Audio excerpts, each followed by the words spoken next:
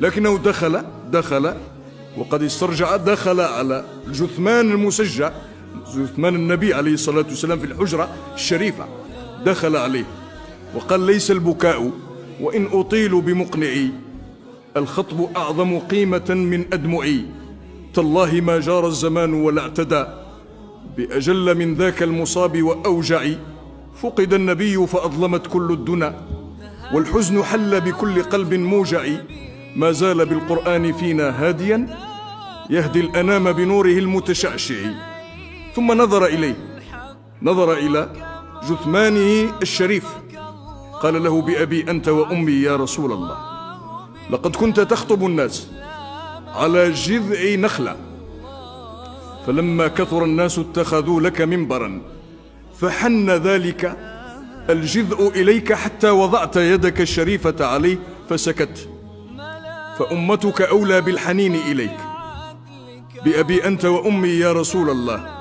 لقد ذكرك الله بالعفو قبل أن يذكر لك الذنب، فقال: عفى الله عنك لما أذنت له. بأبي أنت وأمي يا رسول الله، إن الله جعل طاعتك طاعته، فقال: من يطع الرسول فقد أطاع الله. بأبي أنت وأمي يا رسول الله، إن الله تعالى أرسلك آخر الأنبياء وذكرك أولهم، فقال: وإذ أخذنا من النبيين ميثاقهم ومنك ومن نوح وإبراهيم وموسى وعيسى ابن مريم وأخذنا منهم ميثاقا غليظا. بأبي أنت وأمي يا رسول الله، إن أهل النار ليتمنون أن يكونوا اتبعوك وهم يعذبون في النار، وقالوا: يا ليتنا أطعنا الله وأطعنا الرسول. بأبي أنت وأمي يا رسول الله، إن كان الله تعالى قد أعطى موسى أن ضرب بعصاه الحجر فانفجرت منها 12 عينا، فما ذاك بأعجب من الماء الذي نبع من بين أصابعك. بأبي أنت وأمي يا رسول الله، إن كان الله تعالى قد أعطى سليمان الريح غدوها شهر ورواحها شهر، فما ذاك بأعجب من البراق الذي ركبته من مكة وصعدت به إلى السماوات العلى، وعدت من ليلتك فصليت الفجر بالأبطح بمكة المكرمة. بأبي أنت وأمي يا رسول الله، إن كان الله تعالى قد أعطى عيسى إحياء الموتى، فما ذاك بأعجب من الشاة المسمومة التي وضعت بين يديك، ووضعتها يهودية أرادت أن تسممك، فقالت لك: لا تأكلني فإنني مسمومة. بأبي أنت وأمي يا رسول الله، لقد دعا نوح على قومه فقال: رب لا تذر على الأرض من الكافرين ديارا، وأنت قد ضربت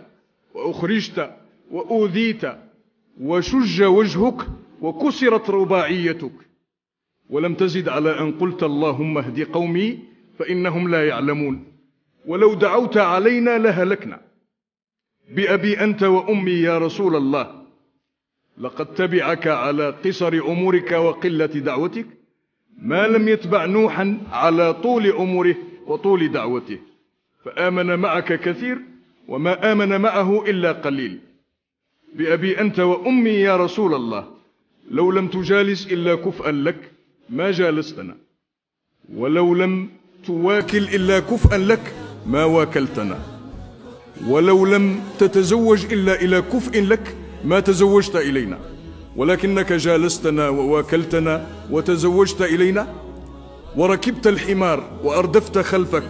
ووضعت طعامك على الأرض تواضعا منك يا سيدي يا رسول الله. هذا هو سيدنا عمر